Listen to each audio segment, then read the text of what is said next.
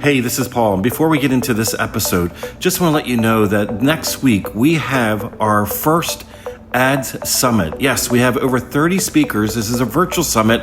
It's 100% completely free, and you can learn the ins and outs no matter where you're at in your ads journey, whether you're a beginner or if you're intermediate or you're scaling your ads. It's like a buffet. You can pick and choose which speakers, which presentations that you want to watch over the next 3 days. It's coming up this week, so head over to adssummit.com. Again, that's Ads Summit, so that's 2 S's in the middle there, adssummit.com, and we'll see you on the inside. Welcome to the Memberships Mastermind podcast, the podcast that helps you create a profitable membership that serves you and your family. Hi, we're Paul and Melissa Pruitt, and we help online entrepreneurs build, launch, and grow their memberships. Each month, we host 2 live Memberships Mastermind Zoom calls where we coach and collaborate with other membership site owners all over the world. On each podcast episode, we bring you one question that the Mastermind worked through. You'll get ideas and strategies that you can start implementing right away. So if you're ready to fill in the gaps in your business, decrease overwhelm, and finally get all the answers on your membership that you've been looking for, let's dive in. Welcome to the Memberships Mastermind podcast. And I'm going to move to the next question with Patty. I have a quick question. I'm wondering if anybody has used Facebook events when they do a challenge or a mini course. Because I realize that most of my people are online, and those are the kind of things that I can share into groups, even if I can't sell into those groups, and wondering about people's experience with that and if they have any advice on how to leverage that. Excellent. Great question. So has anybody leveraged Facebook events in your launch or your promotions to drive interest and traffic? I have, but has anybody else? Because I'll geek out on this for a couple minutes.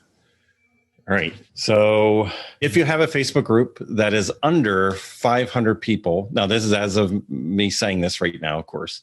If you create an event inside of your own Facebook group, you can invite all 500 of those members to that event. They will get a notification that they were just invited to an event.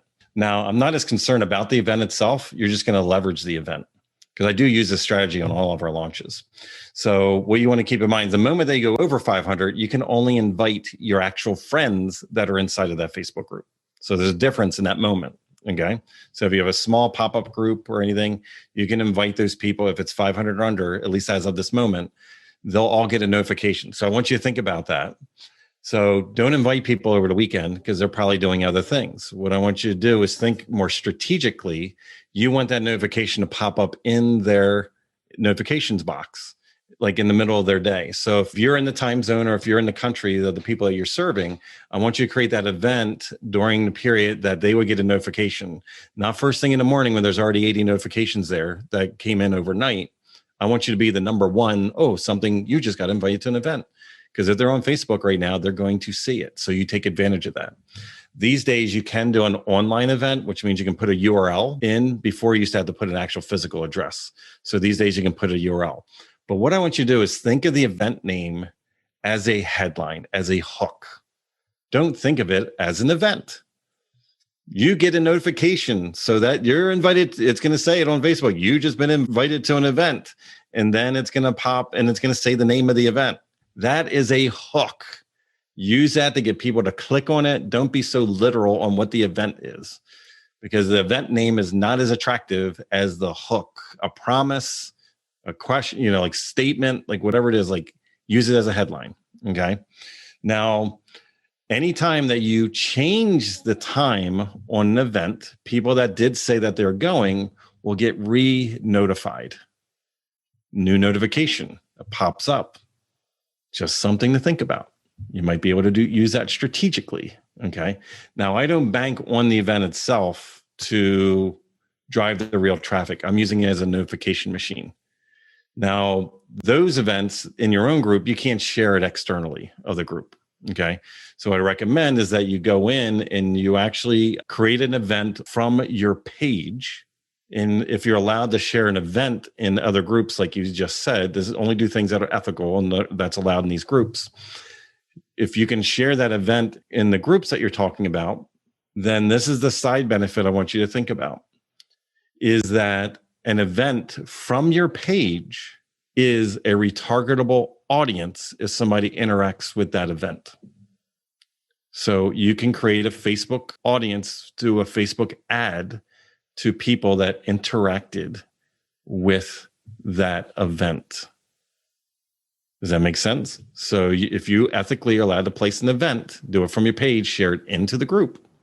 If that's what you're allowed to do, because not all groups, just always respect the group owner and their rules.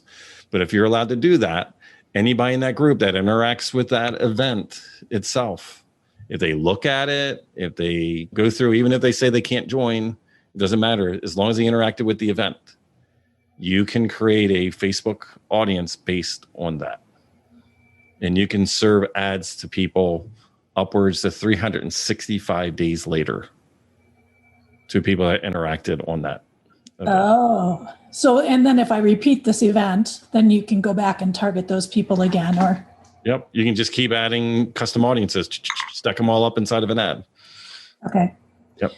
Strategically, it's named Finding Dr. Right for rare disease patients. And I've finally started reaching people with memes and have a meme that has really well received. People are sharing it. Just basically, it takes a rare doctor to care for a rare disease patient. And then I asked, how many doctors have you seen before you got the care you needed? And lots of comments, lots of shares, lots of likes. Is that something that you would use as the image for the event then, so that it could lead into finding the right doctor? If it supports the event messaging. Now, what I would say is that image or that meme, is that on your business page? It's on my business page. Okay. Well, what I would personally do is you can advertise the event itself. After you create it, you can advertise the event to people that have recently engaged on your page. Okay. So then what that would do is all those people that have been sharing it and liking it and it going viral, that event will go back to those people and make them aware of this new event that you have. So you can do a cycle, you can leverage that, get interactivity on your social media. It just has to be on your page. If it's on your personal profile, it's not a retargetable thing. Okay. Yeah. And if I share from my page into a group, it's still collecting all that data, right? Yes. Okay. Yes. Yep. Cool. Christine had asked in the chat, does the event automatically invite all Facebook group members if less than 500, or do I need to take a step to do so? It'll actually tell you can invite all. It'll say it right on the event that you can invite all members. Yeah. Great question. Awesome. Good strategy. Getting a ninja marketing stuff today. You guys are getting all the goodies today. All the behind the scenes too. If you enjoyed this podcast, then join us on our free live Zoom calls twice a month. You'll get to ask your membership questions and hang out with awesome membership owner peeps. Just sign up to be notified at membershipsmastermind.com.